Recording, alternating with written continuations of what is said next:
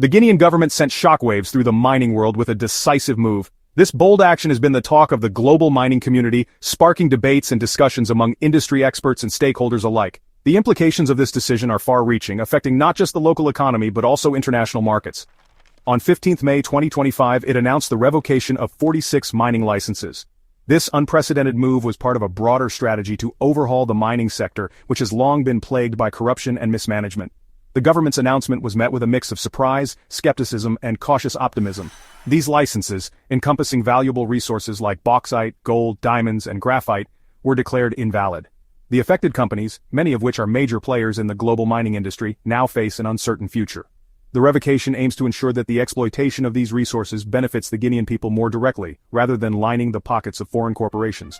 This action, coming from the military junta that seized power in 2021, signals a new era for mining in the resource-rich nation. The junta has promised to clean up the sector and make it more transparent and accountable. Critics, however, argue that this could be a power grab, consolidating control over the country's most lucrative assets. This is not a random act. It's a calculated strategy by the government to assert control over its mineral wealth. By revoking these licenses, the government aims to renegotiate terms that are more favorable to Guinea, ensuring that a larger share of the profits from mining activities stays within the country. This move is seen as a way to boost the national economy and fund development projects. The message is clear. Guinea is no longer content with being a passive player in the global commodities market. The country is taking a stand, demanding a fairer share of the wealth generated from its natural resources. This bold move could inspire other resource-rich nations to take similar actions, potentially reshaping the global mining landscape. The world will be watching closely to see how this situation unfolds, and what it means for the future of mining in Guinea and beyond.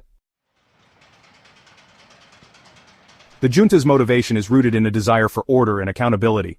A key objective is to clean up the country's land registry. Years of mismanagement and opaque deals have created a convoluted system. The government aims to ensure that all mining operations are above board and adhere to the agreed-upon terms. This move is about more than just bureaucracy. It's about sovereignty, and ensuring that Guinea benefits from its natural endowments. The government is determined to maximize the revenue generated from mining and to channel it towards national development. One company feeling the heat is Emirates Global Aluminium, or EGA. This industry giant is embroiled in a high-stakes dispute with the Guinean government over a planned alumina refinery project. EGA's license hangs in the balance, with the government expressing dissatisfaction over the project's progress.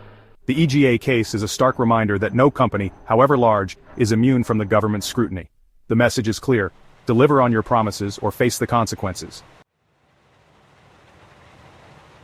Guinea's actions are not isolated. They are part of a broader trend sweeping across West Africa. Countries like Niger, Mali, and Burkina Faso are adopting similar policies, seeking greater control over their resources, and pushing back against what they see as exploitative practices by foreign companies. This wave of resource nationalism is reshaping the dynamics between African nations and international investors. It signals a shift in power, with governments demanding a more equitable share of the profits generated from their natural wealth.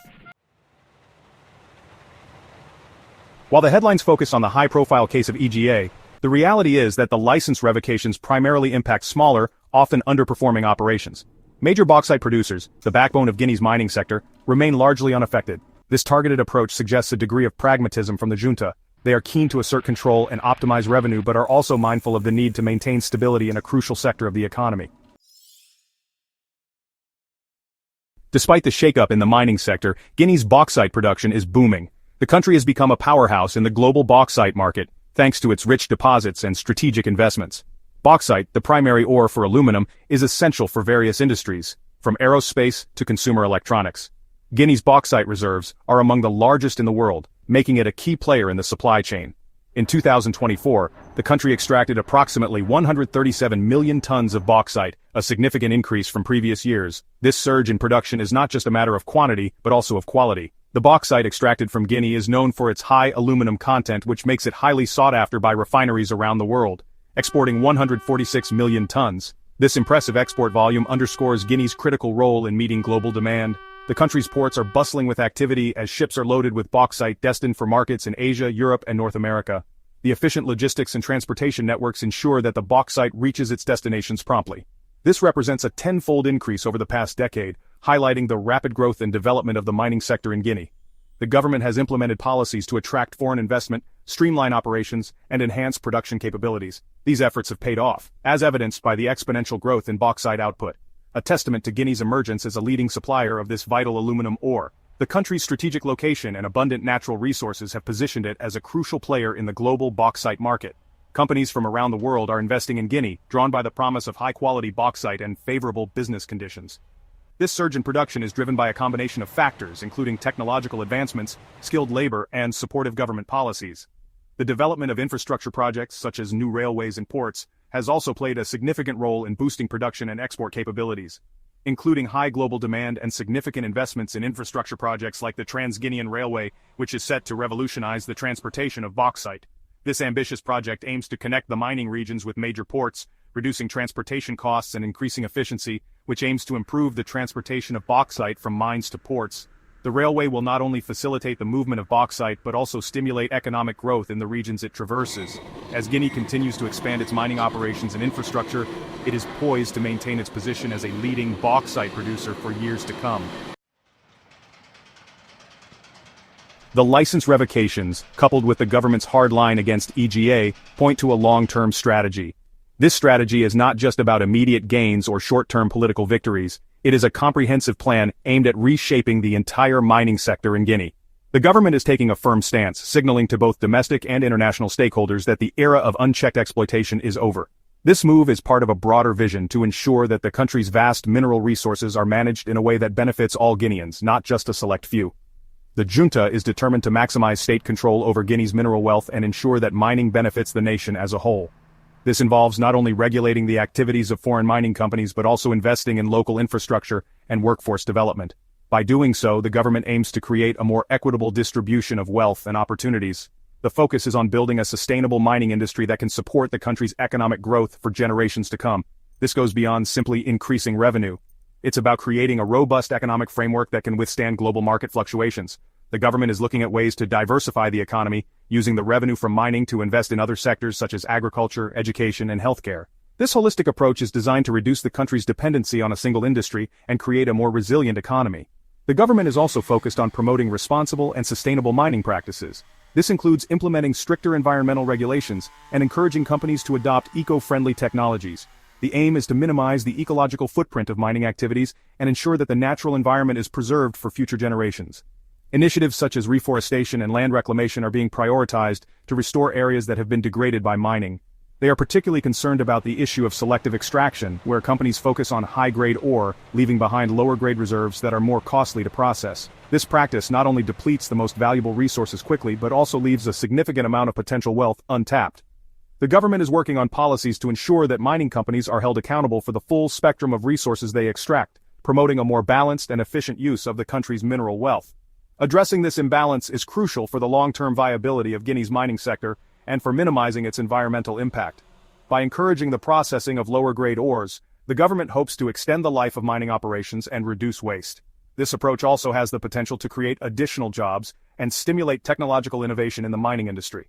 The goal is to develop a more sustainable and inclusive mining sector that can contribute to the country's development in a meaningful way.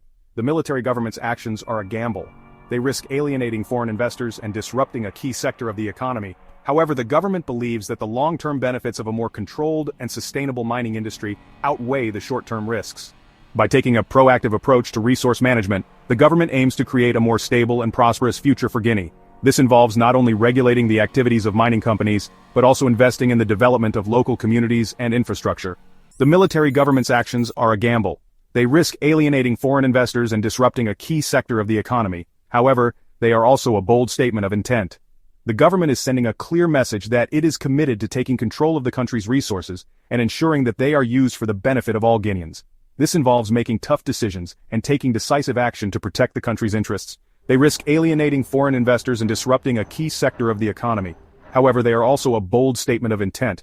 The government is sending a clear message that it is committed to taking control of the country's resources and ensuring that they are used for the benefit of all Guineans. This involves making tough decisions and taking decisive action to protect the country's interests. However, they are also a bold statement of intent. The government is sending a clear message that it is committed to taking control of the country's resources and ensuring that they are used for the benefit of all Guineans. This involves making tough decisions and taking decisive action to protect the country's interests. Guinea is determined to chart its own course, one where it is no longer a passive exporter of raw materials but a nation that leverages its natural wealth for the benefit of its people. This vision includes developing local industries and adding value to raw materials before they are exported. By doing so, the government hopes to create more jobs, increase revenue, and reduce the country's dependency on foreign markets. This ambitious plan requires significant investment in infrastructure, education, and technology, but the government is confident that it can achieve these goals with the right policies and partnerships. One where it is no longer a passive exporter of raw materials, but a nation that leverages its natural wealth for the benefit of its people. This vision includes developing local industries and adding value to raw materials before they are exported. By doing so, the government hopes to create more jobs, increase revenue, and reduce the country's dependency on foreign markets.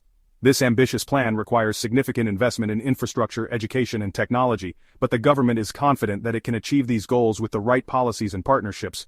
The world is watching to see if this gamble pays off. The international community is keenly observing Guinea's bold moves, as they could set a precedent for other resource-rich countries. If successful, Guinea's approach could inspire similar strategies in other nations, leading to a more equitable and sustainable global mining industry. The stakes are high, but the potential rewards are even higher. Guinea's journey towards control and sustainability is a testament to the power of visionary leadership and the importance of responsible resource management.